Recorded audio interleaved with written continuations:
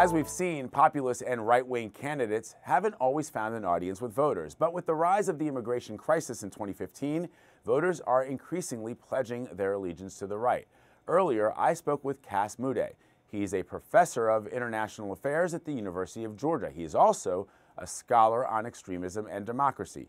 Here is some of our conversation.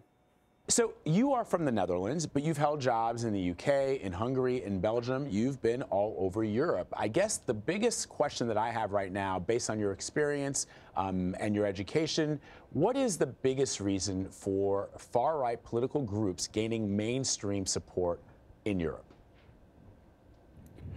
Well, the main reason is pretty much the change in political climate that moved from being predominantly about socioeconomic issues like employment, the welfare state, to more socio-cultural issues, most notably immigration, terrorism, security, and Islam, which started kind of with the terrorist attacks of 9/11 and the aftermath of that, but really got a massive push again with the so-called refugee crisis of 2015. And pretty much since that, we have in most of Europe by much only been talking about issues like integration, immigration, security, and Islam. And those are the issues that overall the far right does well on. You know, it's also fascinating to me that a lot of the countries where you're starting to see this mainstream support for far-right political groups are countries that over the course of their existence have had dozens of colonies around the world in countries with people who don't look like them and who have different religious beliefs than they do. And yet when those same people who were exploited attempt to find refuge in the country that exploited them, they're turned away, or at least they're made to feel as if they're outsiders. Yeah, I mean, I think one of the reasons is that colonialism is generally dealt with pretty generically. And so when you're in the Netherlands, for example, you will learn something about colonialism, but not necessarily about Dutch colonialism or about the role of the Dutch in the slave trade. As a consequence, for most people in these countries, they don't necessarily feel that they have historical guilt.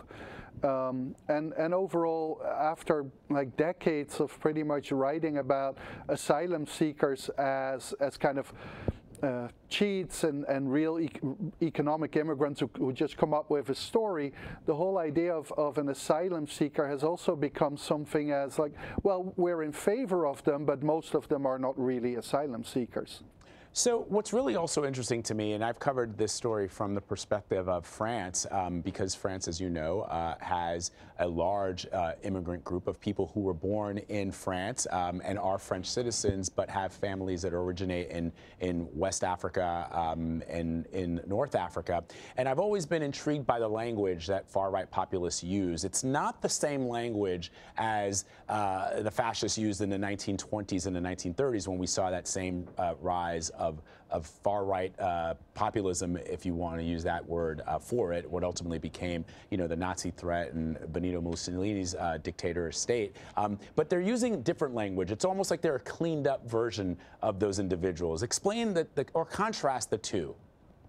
So in the early 20th century, the divisions were seen in biological terms, which was at that point in time really the thinking. And so it was about races, and people were born into races and they were genetically different. They couldn't change that, partly because of the Second World War and the Holocaust trauma. The whole term of race is by and large not used outside of the Anglo-Saxon world, and we have gone from biological differences to cultural difference or ethnic differences, and now we're talking about ethnic groups rather than about races. But even within that, there is, among many far-right groups, they think that, for example, a Dutch person can integrate into French culture, but a Turkish person cannot. And that is because the cultures allegedly are so different. So the differences in practice between racism and more cultural, or what they call ethno-pluralism, are fundamental, but in day-to-day politics, they sometimes come very close, and certain cultures are seen as backward, and people who are within that culture are believed not to be able to integrate in an advanced culture like the Dutch or the Germans or the Danes. So let me paint an example for you, and I'll ask you to sort of analyze it for me. A family moves from Indonesia to the Netherlands. The children of those individuals are born in the Netherlands. They speak Dutch. They do all the things that all Dutch people do. They attend Dutch universities.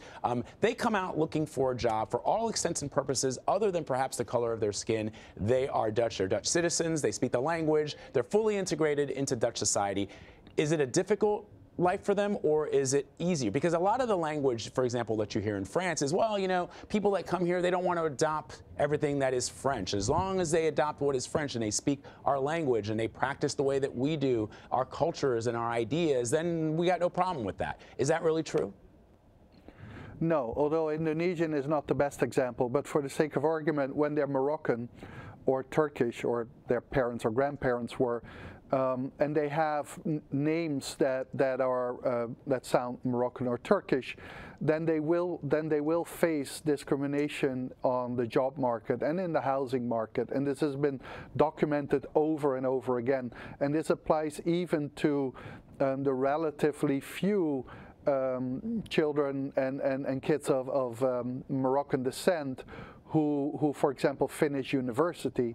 They will still generally face discrimination on the job market, as well as in everyday life, just because of their name.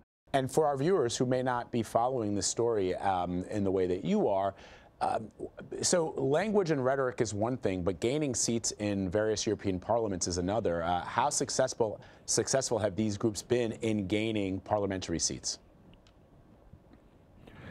Well, they have been pretty unsuccessful in the 80s, 90s, and they've started to become much more successful in the 21st century, again, particularly since the so-called refugee crisis of 2015.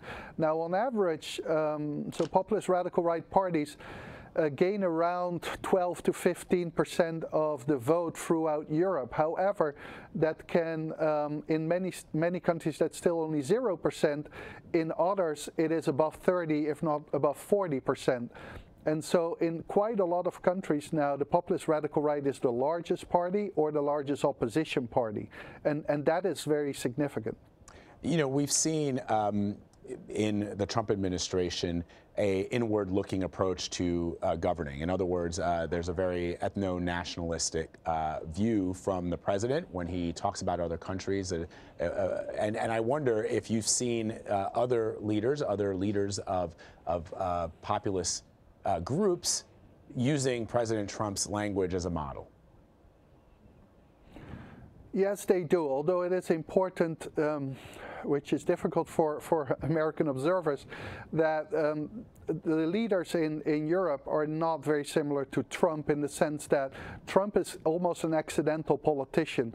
Most of the leaders of the populist radical right in Europe are professional politicians. That's what they do, and they understand pretty much the rules of politics very well. However, like most countries, they're very focused on what happens in the US, and Trump is seen as an ally and as someone who justifies their own position. And so one of the things that you see a lot is the term fake news. That's being used by quite a lot of populist and populist radical right leaders, the wall, and those kind of references. At the same time, many populist radical right leaders in Europe do see Trump as a bit of a liability, because he's not really seen as a real populist radical right ideological leader like them, but kind of deep down just a rich guy who is kind of using the nativism and stands pretty much for old conservative politics. Cas Mudde, thank you so much for your time. We really appreciate it. Thank you for having me. As a reminder, you can continue this conversation online at cbsnews.com. You can also find the full documentary there. We'll have much more news after the break. You're streaming CBSN, CBS News, always on.